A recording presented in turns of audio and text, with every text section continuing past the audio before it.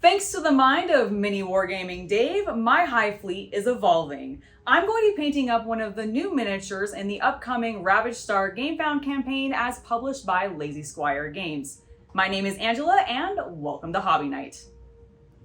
When Miniwargaming Dave reached out to me asking if I would be interested in painting up one of the new models from the upcoming GameFound campaign for his Ravaged Star wargame, I jumped at the opportunity because I was looking through the campaign and he's got two new factions that are coming out for the game. One of them is the Korvaxx, which is a monstrous alien bug race, which is a perfect alternative for my Tyranids. Because you see, as I've dived into 10th edition Warhammer 40k, I've really gotten into the Tyranids. But I wasn't really satisfied with all of the new models we got from Games Workshop. And Dave has given me the perfect alternative for the Tyranid Prime, which was like my least favorite of all the GW models.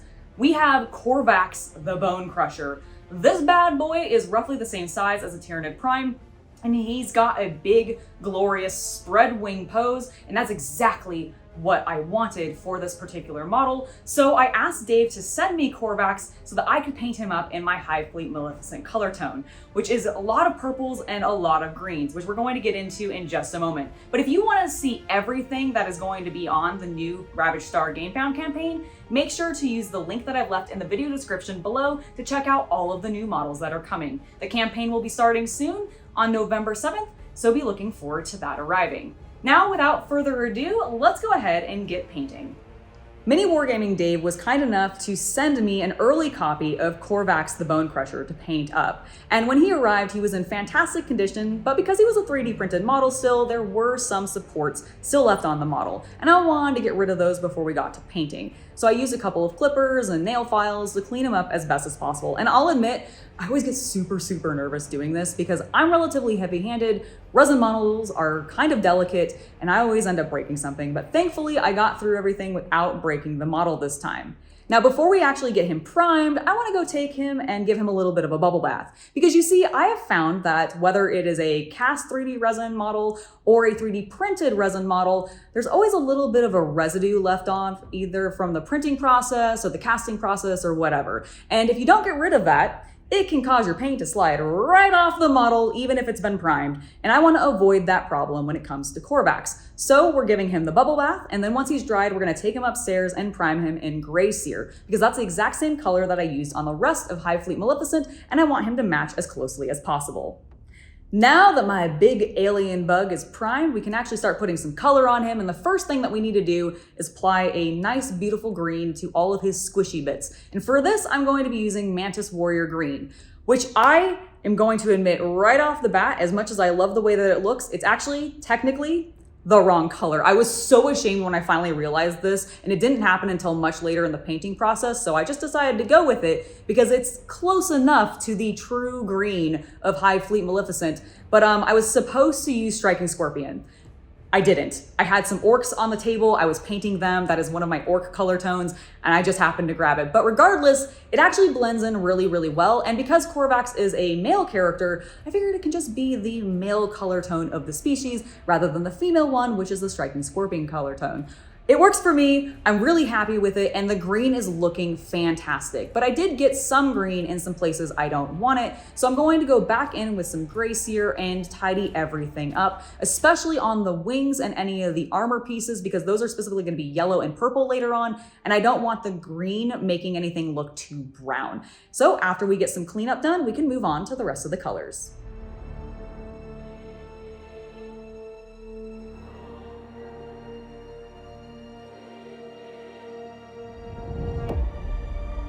Hey guys, I just wanted to jump into the video to remind you to hit that subscribe button if you haven't already, especially if you're enjoying the content that you find here. And if you're into the spicier side of the hobby, well, my Only Fanatics VIP page is currently 50% off through the end of the month for new subscribers. So if you're interested in that kind of thing, use the link in the video description below, and I hope to see you there. Now let's go ahead and get back to the video.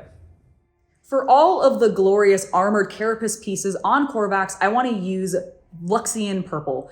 I almost called it something different, but it is definitively Luxian purple, and it's one of my all-time favorite new purple contrast colors.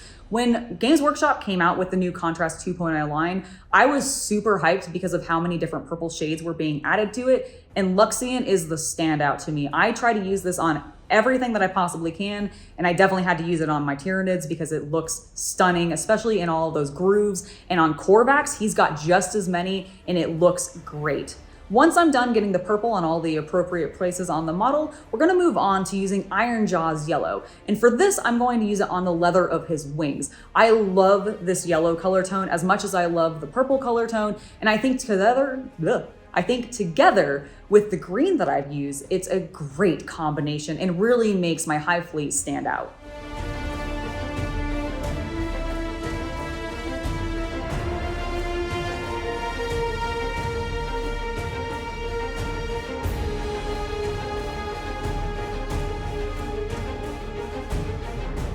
Korvaxx the Bonecrusher is looking majestic, and we are down to just the details on him. So the first thing that I need to take care of is his mouth. He's got a big, open, screaming mouth, and I want to paint the inside of that with some Doomfire magenta, just like I've done on the rest of my Hive Fleet. After that, we need to come to all the bones that he's got poking out of all of his little bits. And for that, we're going to be using Skeleton Horde. It's sort of my go-to for bones, and it works perfectly here. We're gonna get this on all the spikes, on his toes, all his claws and his teeth, everything that might need it.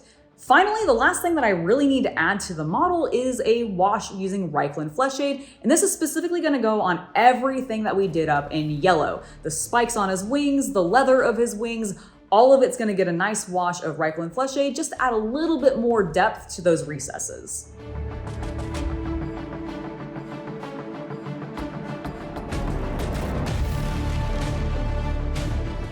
We are down to just the base, and for this I have my actual biggest regret of the entire project, because you see, normally when I'm working on these kinds of projects, I like to work for the most recessed part of the miniature outwards, and I thought that was the skin. That's why I started with it originally. But it turns out it's actually the base, and I'm using black on the base, Black Templar specifically. I've already painted all his toes and feet and pretty much everything else. So we're gonna have to be really, really careful when applying this color so that we don't end up getting it on too much of the things that we've already painted. This is why I think I should have painted it first. It would have just solved me a lot of headache, I think, but it's okay. We get it done, it ends up looking great, and then I need to go back in with a little bit of a cleanup step. We're gonna be using Gray Seer one more time and cleaning up all the corruption that you see slithering along the base. I really almost consider leaving it painted in Gray Seer because I really like the strikingness of the white color tone against the darker black color tone of everything that I've painted so far, but we need to keep it matching Hive Fleet Maleficent, which means that the corruption is going to end up actually painted in Luxian purple. This, I think, is still quite striking, but maybe not quite as much as the black and white color scheme as before. Regardless, I'm really happy with how things are looking, and the last thing that we need to do is get the base that I'm going to mount him onto painted up in black, get him glued onto that base using a little bit of Zap-A-Gap because he's a resin model and my Tamiya paints, or not paints, but glue won't work on him. Then once he's dried and I feel like he's secure on that base, we're going to apply a little bit of Mordant Earth around the little ring that's left over from where he doesn't quite go to the edge of the existing base I've mounted him to. This will just help blend everything in, give us a little bit of a crackle effect to sort of continue the effect that we already have on the painted base. And I absolutely love the look of him, and we can finally look at the final model.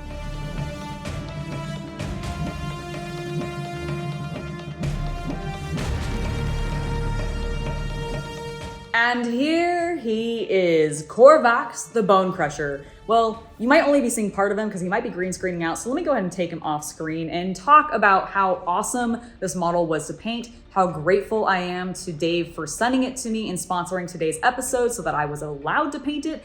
And honestly, he's gonna be a perfect addition to Hive Fleet Maleficent. It's exactly the pose that I had hoped for Tyranid Prime, and he's the exact scale, so it fits just absolutely perfectly. Thank you, Dave, for sending this my way. Now, if you guys want to check out everything that's going to become available in the upcoming Ravaged Star GameFound campaign, do be sure to use the link that I've left in the video description below to check everything out. There's a lot of really cool new models, 2 new factions that are being added to it, which Korvaxx is part of one of them, and you can explore everything that becomes available. The campaign is going to be starting very soon, so if you want to get your hands on these models, maybe expand your own collection or just find some other alternatives for your Games Workshop models, Ravaged Star is the place to look. Thank you once again to Dave and Lazy Squire Games for sponsoring today's episode. And before I head out, I do want to give one final thank you to my patrons for making it so content like this can continue to happen. Without your guys' support, we just would not be doing this, so thank you very, very much. I have been Angela, and I hope you have a wonderful hobby night.